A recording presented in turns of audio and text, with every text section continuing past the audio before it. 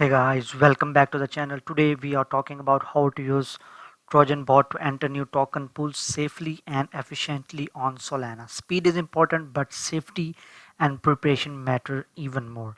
Before starting the video, if you haven't joined Trojan platform, you can use our referral code, which is Cryptowhale access, which is being displayed on the screen, or you can also use our referral link, which is available into the description of the video. If you join through our referral link or referral code, you can save money on transaction fees forever, and it's free and easy to use. Okay, so now let's get back to the video. What is new liquidity pool? When a new token launches, a liquidity pool is created. This pool allows people to buy and sell the token. Early traders sometimes get good opportunities, but it's also where many scams happen. So here's the step one: prepare your wallet before trading.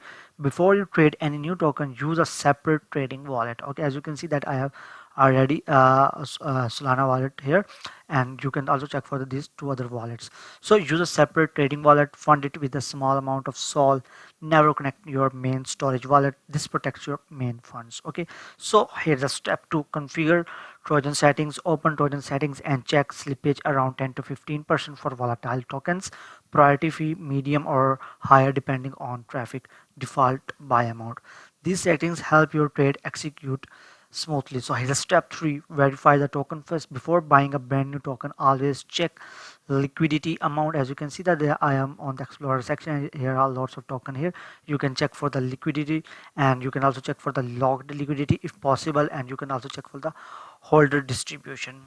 Okay, you can also check for this information here. Okay, and if one wallet holds most of the supply, that's a major warning sign. So it is step 4: enter with small test trades. When entering a new pool, start with a small trades. This helps you confirm that this token is affordable.